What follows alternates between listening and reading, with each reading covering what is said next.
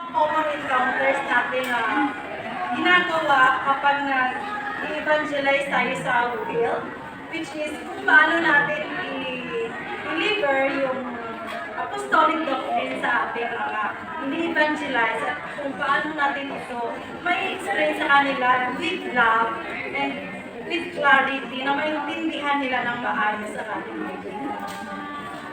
Sister, so,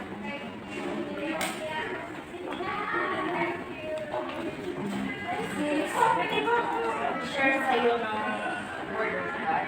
Kasi bakit ako, born again ako sis, pero alam ko naman na likas sa ating mga Pilipino ang mayroong pananampalataya sa Panginoon. Pero meron lang akong gusto iligtas sa pananampalataya kasi alam ko ba na kailangan natin mag-bautismuhan sa tubig para maligtas at makapasok sa langit. Hindi naman ako sa simbahan namin. Sabi kasi sa Scripture says, "For all have sinned and fall short of the glory of God." Kaya kailangan na maging born again tayo o kumbaga sa kasalanan sa pamamagitan ng pagbubukas sa tubig. At hindi kasi hindi niya bisig-bisig lang kasi yun. sabi ng nanay ko, lumabusan ako ng tubig sa ulo. Salamat na ako kay Father, hindi niya ako linubo.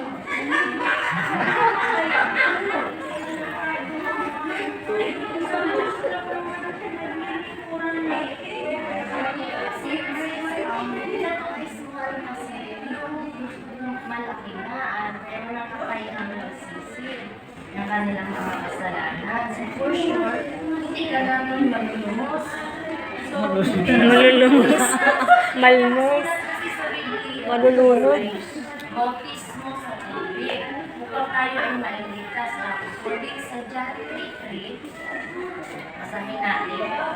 Ang sabi ni Jesus, hindi natin makikita ang kaharian ng Diyos kapag hindi tayo naging. So ikaw ba kung Ay, ang ganda ng pinag-usapan niyo ah. Ano kasi ko?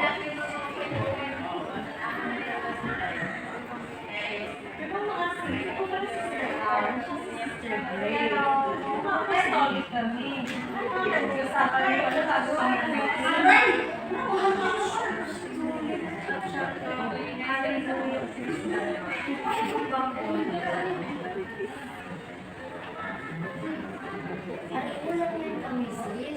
Di ba sis, nagbabautismo rin tayo sa tubig kahit ang material ay Oo. Ganun. Sa amin, nagbabautismo kami.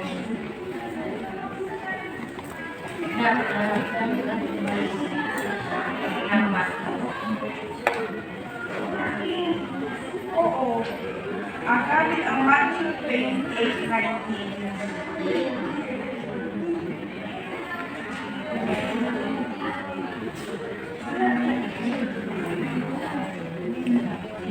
Anda. Dumawat ka ng pupil. Magkaibang scripture kasi ang ginagamit namin. Pero diba, ang sabi sa Matthew 28:19, "Go ye therefore and teach all the nations, baptizing them in the name of the Father, of the Son, and of the Holy Ghost, teaching them to observe all things whatsoever I have commanded Jesus." Siya ang nagcommand that I am with you always, even until the end of the world. Oo, sis, ito ang sinabi ni Jesus. Siya ang nagsabi ng mga buhay pa siya. Ang tinuro niya sa mga apostoles na ang kautusan lamang ng ipagin ng Jesus.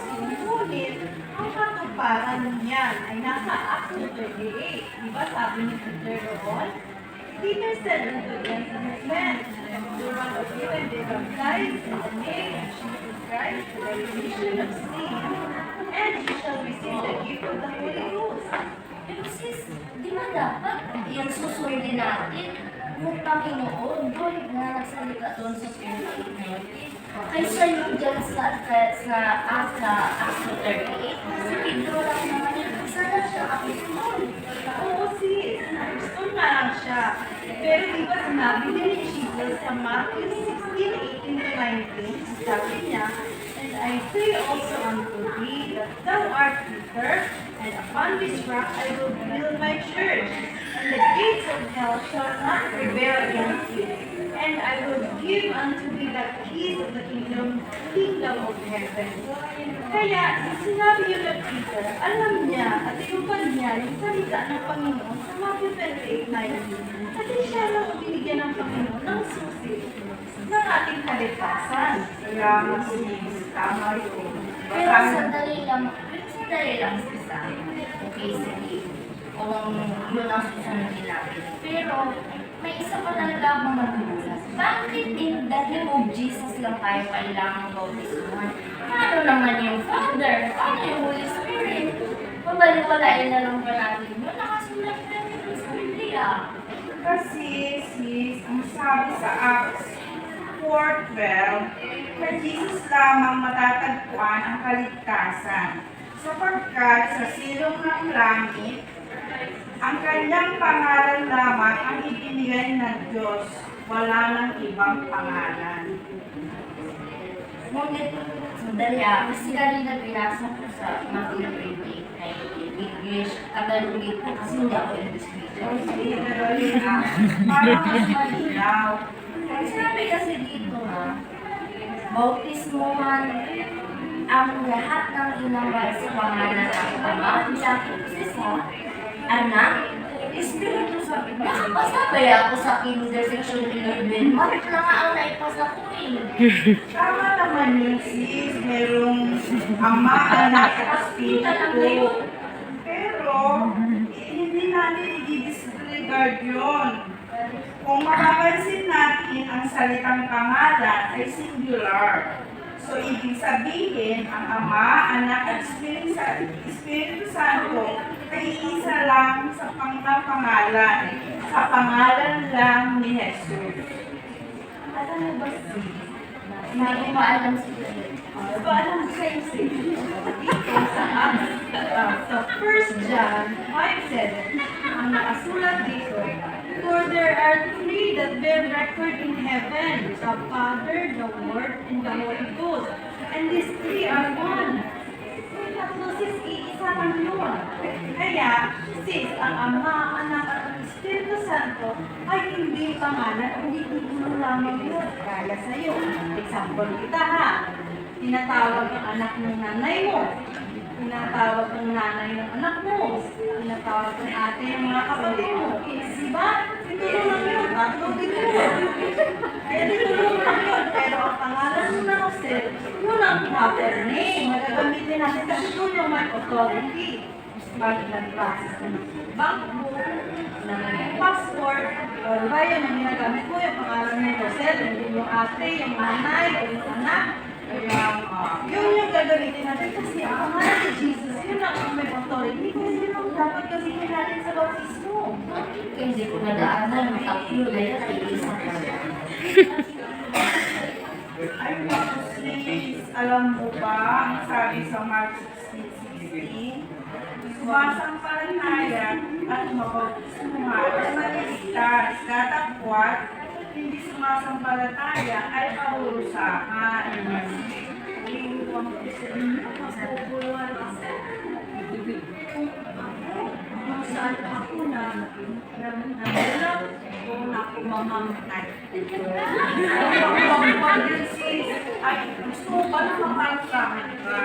Naku sis, alam mo ba ang sabi sa Roman 15? Sapagkat kamatayan ang kabayaran ng kasalanan, kung gusto mo magkasala, Ganda mo ka naman. ang walang bayad na ay no walang hanggan sa pamamagitan ni Cristo Jesus na ating Panginoon. Kaya si Jesus lang ang siyang makapagliligtas sa bawat isa sa atin. At saka, wala tayong mababasa sa Biblia. na merong nabautismuhan gamit ang Ama, Anak at Espiritu Santo. O ikaw, meron ka bang nalaman? Makita mo nga sa akin. Sabi mo. Bakit? Sandali lang. Sa Acts 2:38, meron bang nabautismuhan dyan sa pangalan ni Jesus? Ay, meron. Kita ko sa'yo, meron kaming Acts 8:16, may Acts 19:5, may Acts 22:16, may Acts 2:41. Basahin mo pa. Sige. Huwag na lang dyan, sis. Dito na lang sa Biblia ko. Baka ibang version yan.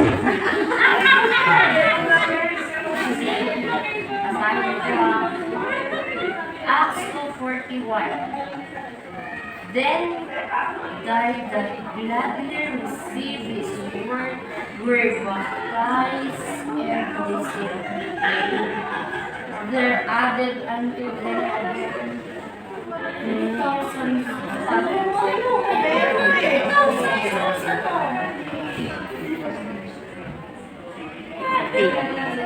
Paano yan? Nabasa ko na bautis mo man ako. Magpabautis mo pa ako. Sis, pwede. Kasi sabi dito,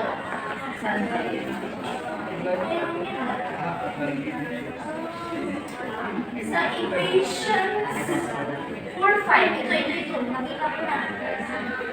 Sabi doon, dapat one Lord, one faith, and one baptism. Baptismo ako ulit. Hindi na naman ang baptismo ko. Ano, maligtas mo na eh. Labang na naman ako sa Biblia.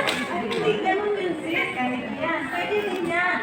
Kasi, kung hindi ka na nailubog sa tamang bautismo, pwede ka pa rin itulog ulit. Kasi ang mga disipulo ni Juan, pumunta si Pablo doon sa Ephesus, nilubog din sila ulit kasi ang bautismo ni Juan, ang bautismo lamang sa pagtalikod sa kasalanan. Kaya yung sa'yo, kasi hindi mo tama, pwede yun siya. So ngayon malinaw na sa akin na isang bautismo na tama pala yun. Yes, ito dapat yun. Sis, pabautismo na tayo. Hindi tayo may mo. Sige, tama yan sis. Kung maglilingkod na lang din tayo sa Panginoon. At mapapabautismo. Yung pabautismuhan, ngayon na ang araw. Ngayon Tama sis, huwag ka na magpabautismo sa nananalig. Hindi ka na punta tayo, may dagat doon. Salamat sis ha. Nasayang na ang ilang taon mo ng pagsuot ng darating malay ba naman pala tayo? Ako nasipan. At marami pa ang nakita sa araw na iyon sa pangalan ng Panginoon Jesus. Dahil